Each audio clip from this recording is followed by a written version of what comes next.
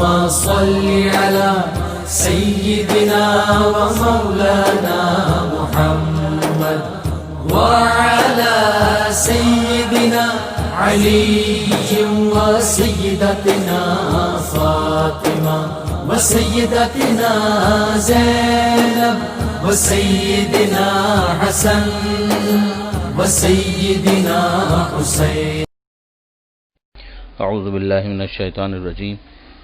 بسم اللہ الرحمن الرحیم. الحمد للہ رب العالمین والصلاة والسلام علی اشرف الانبیاء والمرسلین واہل بیتہ الطیبین الطاہرین المعصومین. اما بعد. سورہ مبارکہ یونس آیت نمبر 15 سے آیت نمبر 20 15 to 20. ارشاد پروردگار ہوتا ہے وَإِذَا تُتْلَى عَلَيْهِمْ آیاتُنَا بَيِّنَاتٍ، اور جب ان کے سامنے ہماری آیتیں جو بہت ہی صاف ہوتی ہیں پیش کی جاتی ہیں، قال الذین، تو وہ کہتے ہیں لا یرجون لقاءنا، جو ہماری ملاقات کی امید نہیں رکھتے.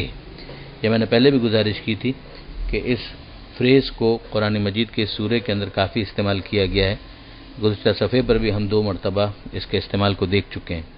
ایک مرتبہ پھر پروردگار عالم نے ان لوگوں کا ذکر کیا ہے کہ جنہیں آخرت میں ملاقات پروردگار کی امید نہیں ہے، جو روز جزا کے اوپر ایمان نہیں رکھتے، وہ سیریس نہیں ہوتے اور اپنی نان سیریس حرکتوں کے ذریعے سے قرآن مجید کا، رسالت کا مذاق اڑاتے ہیں.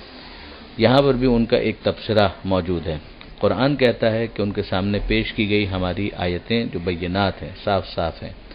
اس کے مقابلے میں ان لوگوں نے کہ جو ملاقات پروردگار کا، قیامت کا عقیدہ نہیں رکھتے، انہوں نے یہ کہا کہ ائتی بقرآن غیر ھذا، کہ ہمارے سامنے اس قرآن کے علاوہ کوئی دوسری کتاب، کوئی دوسرا قرآن وہ پیش کرو. ظاہر ہے کہ انہیں ناگوار گزرتا ہے.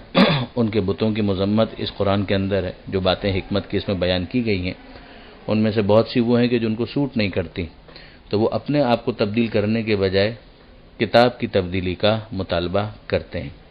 تو ایک بات انہوں نے یہ کہی کہ ائتی بقرآن غیر ھذا، کہ اس قرآن کی جگہ کوئی دوسری کتاب لے آؤ، کوئی دوسرا قرآن لے آؤ. او بدل ہو، یا اسی کو تبدیل کر دو، یعنی اس کے اندر وہ آیتیں جو ہمیں پسند نہیں ہیں ان آیتوں کو تبدیل کر دیا جائے. اب ظاہر ہے کہ یہ بڑی جسارت ہے.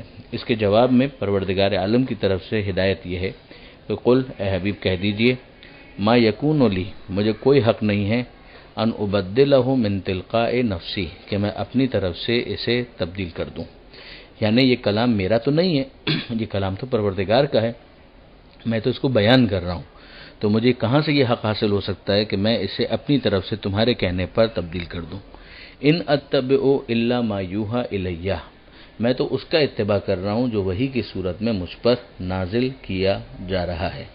یعنی یہ تمہاری سب سے بڑی پرابلم ہے کہ تم اس بات کو ہی نہیں سمجھ رہے جو وحی کا کانسیپٹ ہے، کہ وحی کی صورت میں ایک پیغام ہے جو مجھ پر آ رہا ہے، میں تو اس پیغام کو آگے ٹرانسمٹ کر رہا ہوں. انی اخافو، مجھے اس بات کا خوف ہے، ان عصیت ربی، کہ اگر میں اپنے رب کی معصیت کروں، نافرمانی کروں، عذاب یوم عظیم، تو مجھے کس چیز کا خوف ہے؟ عذاب یوم عظیم، یعنی اس عظیم دن کے عذاب کا مجھے بھی خوف ہے.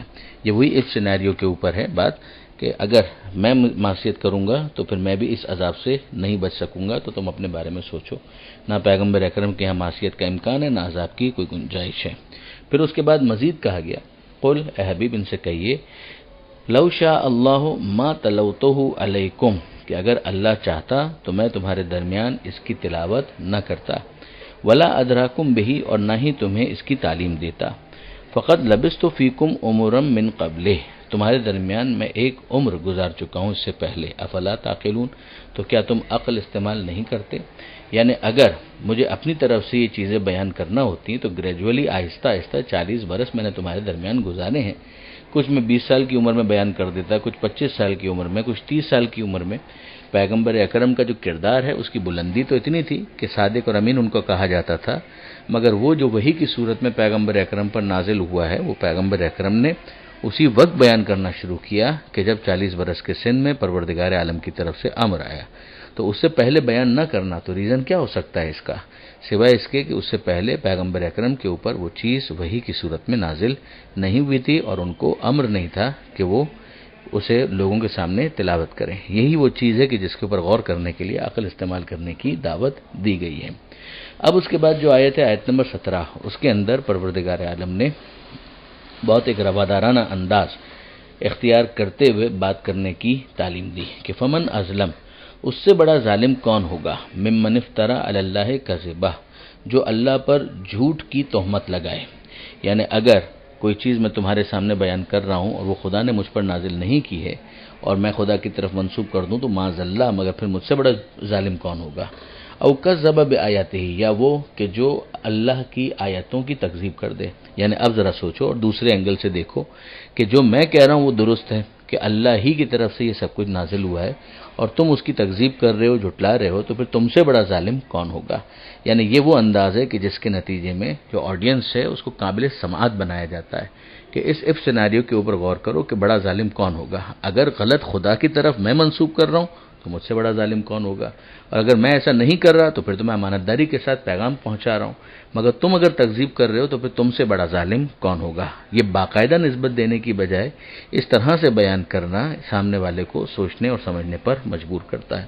انہ لا یفلح المجرمون، یقیناً جو مجرم ہیں وہ کامیاب نہیں ہو سکتے، فلاح و نجات نہیں پا سکتے۔ اب پروردگار عالم فرماتا ہے کہ وَيَعْبُدُونَ مِن دُونِ اللَّهِ، یہ عبادت کرتے ہیں اللہ کو چھوڑ کر، ماں ان کی، لا یضرہم ولا ینفعہم، جو نہ ان کو کوئی نقصان پہنچا سکتے ہیں نہ ان کو کوئی فائدہ پہنچا سکتے ہیں۔ تو پھر ان کی دلیل کیا ہے، یہ کیوں ان کی عبادت کرتے ہیں؟ وَيَقُولُونَ، وہ یہ کہتے ہیں کہ ہؤلاء شفعاؤنا عند اللہ، کہ یہ اللہ کی بارگاہ میں ہمارے شفاعت کرنے والے ہیں، یعنی ان کی دعا خدا کی بارگاہ میں ہمارے لیے فائدہ مند ہوگی۔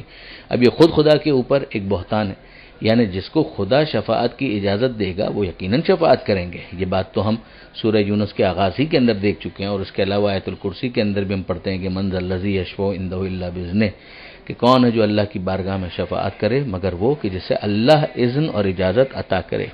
مگر یہ کہ جسے اللہ نے اجازت نہیں دی، یہ بتوں کو اپنے ہاتھ سے بنا کر ان کی طرف یہ نسبت دے دینا کہ یہ اللہ کی بارگاہ میں ہماری شفاعت کریں گے، تو ان کو بتایا کس نے کہ یہ شفاعت کرنے کے اہل ہیں؟ خدا کی بارگاہ میں شفاعت وہ کرے گا کہ جسے خدا اس بات کی اجازت دے۔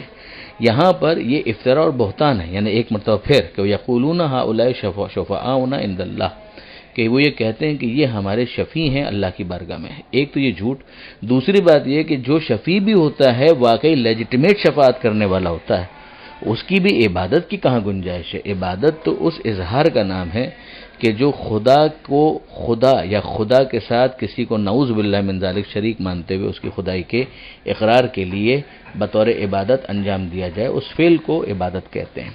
مگر یہاں پر اگر کوئی جینون شفاعت کرنے والا ہے وہ بھی اپنی شفاعت کے اس عہدے کی وجہ سے عبادت کا حقدار نہیں ہو سکتا، معبود تو صرف اللہ ہی ہے۔ قل، اے حبیب کہہ دیجئے کہ تنبئون اللہ، کہ تم خبر دے رہے ہو اللہ کو، بما لا یعلم فی السماوات ولا فی الارض، کہ جسے وہ نہیں جانتا آسمانوں میں اور نہ ہی زمین کے اندر۔ ظاہر ہے کہ جو علم ہوتا ہے وہ تو مطابق واقعہ ہوتا ہے، جبکہ ان کا شریک خدا ہونا خلاف واقعہ ہے، تو اللہ کو اس کا علم بھی کہاں ہو سکتا ہے؟ اور اللہ کو علم نہ ہونے کے معنی یہ ہے کہ اس شے کی کوئی اصلیت اور واقعیت ہے ہی نہیں، یعنی وہ چیز ہے ہی نہیں، تو پھر اس چیز کے علم کا بھی کوئی مطلب نہیں ہے۔ سبحانہ و تعالی اما یشرکون، اللہ بے عیب ہے، پاک ہے اور بالاتر ہے اس سے کہ جو یہ شریک قرار دیتے ہیں۔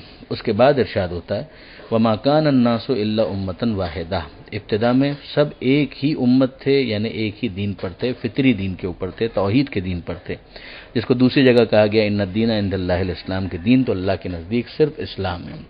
تو ابتدا میں اگر دیکھا جائے تو دین فطری تھا اور توحید کا عقیدہ بھی فطری تھا۔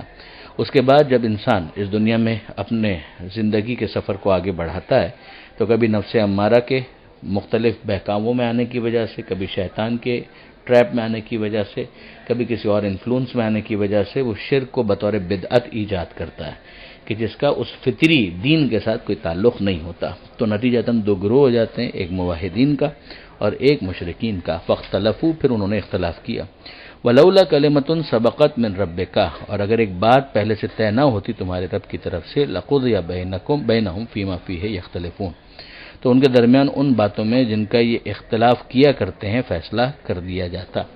یعنی پھر اگر کوئی کہے کہ ٹھیک ہے یہ دو گروہ ہو گئے تو اب خدا جو مشرک ہیں ان کو بس نیست و نابود کر دے، تو یہ پروردگار عالم کی اس سنت کے خلاف ہے کہ جو اس نے انسان کے باب میں روا رکھی ہے کہ ایک محدود اختیار انسان کو دیا ہے، وہی امتحان ہے اور وہی آزمائش ہے کہ ایک انسان اپنے اختیار سے کس گروہ کے اندر شامل ہونا پسند کرتا ہے، اپنی فطرت کی پکار پر لبیک کہتے ہوئے توحید کو قبول کرتا ہے یا مشرک بن کر اس پرورجن کو قبول کرتا ہے۔ وَيَقُولُونَ، اور وہ یہ کہتے ہیں کہ لولا انزل علیہ آیۃ من ربہ، کہ اس کے اوپر اس کے رب کی طرف سے کوئی نشانی کیوں نہیں اترتی۔ یہ ان کی دھاندلی ہے کہ آیات و دلائل حقانیت پیش ہونے کے باوجود وہ برابر یہی کہے جاتے تھے کہ کوئی نشانی کیوں نہیں اترتی تھی، ورنہ قرآن نازل ہو چکا، سب سے بڑی نشانی تو وہی ہے۔ اس کا جواب لانے کی دعوت دی گئی، انہوں نے اس کے اندر پسپائی اختیار کی، چاند کو دو ٹکڑے کر دیا جو سورہ قمر کے اندر اس کا اعلان ہے۔ اسی طریقے سے سورہ بنی اسرائیل کے اندر معراج جیسے معجزے کا ذکر آ گیا۔ تو بہت سے معجزات ہیں کہ جو پیغمبر اکرم نے پیش کیے کہ جو ایمان لانے کے لیے اگر کوئی واقعاً ایمان لانا چاہتا ہے تو بہت کافی ہے، لیکن اگر کوئی بہانہ بازی کرنا چاہتا ہے تو اس کے سامنے تو جتنے بھی معجزات پیش کیے جائیں فائدہ مند نہیں ہو سکتے۔ تو وہ ایک ہی بات کو رٹ کے طور پر پیش کرتے ہیں کہ اس کے اوپر کوئی آیت نازل کیوں نہیں ہوتی اس کے رب کی طرف سے۔ فقل، اے حبیب کہہ دیجئے، انما الغیب للہ، کہ سارا غیب اللہ کے لیے، فانتظروا، تم بھی انتظار کرو، انی معکم من المنتظرین، میں بھی تمہارے ساتھ انتظار کرنے والوں میں ہوں۔ آیت نمبر 20 کے ساتھ یہ صفحہ مکمل ہوا۔ پروردگار سے دعا ہے قرآن پڑھنے، سمجھنے اور عمل کی توفیق عطا فرما، اور وارث قرآن امام زمانہ کے ظہور میں تعجیل فرما۔ وآخر دعوانا ان الحمد للہ رب العالمین، والسلام علیکم ورحمۃ اللہ۔